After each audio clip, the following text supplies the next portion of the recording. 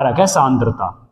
ये भाई बच्चों अगर तुम्हें ध्यान हो केमिकल काइनेटिक्स रासायनिक बलगतिकी वाले चैप्टर में सवाल है। सांद्रता के बारे में हमने बताया है तुम्हें, और जिनको नहीं पता कि बच्चों अगर कोई भी अभिक्रिया किसी प्रखनली में हो रही है, उसमें अभिकारक के अणु जो होते हैं भाई बच्चों, वे आपस में कोलाइड करते हैं, टकरे करते हैं।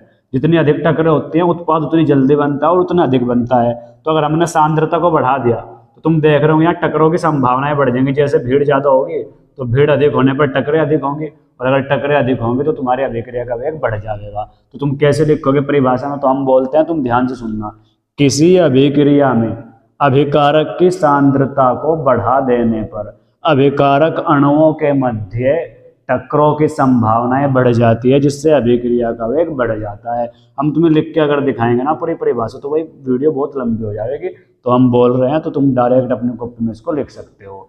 इससे अगले अगर सवाल की बात, किसी के दूसरे ऑप्शन की बात करें तो दूसरे ऑप्शन में कह रहा है ताप से क्या प्रभाव पड़ेगा।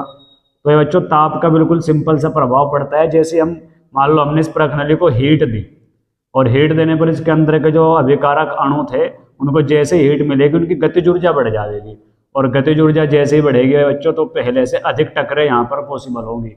जिसका सिंपल सा मतलब यह है कि ताप बढ़ाने पर वे बच्चों अभिक्रिया का वेग जो है तुम्हारा वो बढ़ेगा। ये ऊपर का निशान होता है वे बढ़ने का, यहाँ पर भी सांद्रता बढ़ाने पर भी वेग बढ़ेगा और ताप बढ़ाने पर भी वेग बढ़ेगा। तो तुम कैसे लिख सकते हो आंसर, तुम ऐसे लिखोगे, अभिक्रिया का ताप बढ़ाने पर अभिकारक अणुओं की गतिज ऊर्जा बढ़ जाती है, जिससे उनके मध्य टकरों की संभावनाएं अधिक होती है, जिससे उत्पाद तुम्हारा अधिक बनता है। और एक छोटी सी बात याद रखियो, अगर तुम्हारी अभिक्रिया समांग है, मतलब तुम्हारे अभिकारक और उत्पाद एक ही अवस्था है, मतलब सब गैस में है तो गैस है, लिक्विड है तो लिक्विड है, तो समांग अभिक्रिया में ऐसा होता है कि अगर तुमने टेम्परेचर को 10 डिग्री सेल्सियस बढ़ाया तो तुम्हारा वेग बच्चों लगभग 2 गुना हो जाता है।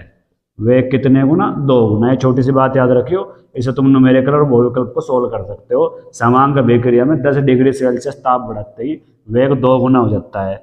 तीसरे ऑप्शन की अगर बात करें तो तीसरे ऑप्शन में उसने कहा है उत्प्रेरक, कि अगर हमने अभिक्रिया में उत्प्रेरक डाल दिया तो क्या प्रभाव पड़ेगा। तो भाई सभी बच्चों को पता होना चाहिए बेटे, उत्प्रेरक वे पदार्थ होते हैं जो अभिक्रिया के वेग को बढ़ा देते हैं, घटाते भी हैं, पर उनको हम अलग से पढ़ते हैं या उनको हम ऋणात्मक उत्प्रेरक बोलते हैं। अगर डायरेक्ट तुम्हें उत्प्रेरक कहा जाए तो समझ लो धनात्मक उत्प्रेरक या उत्प्रेरक की बात हो रही है, उस उत्प्रेरक की जो अभिक्रिया के वेग को बढ़ाएगा।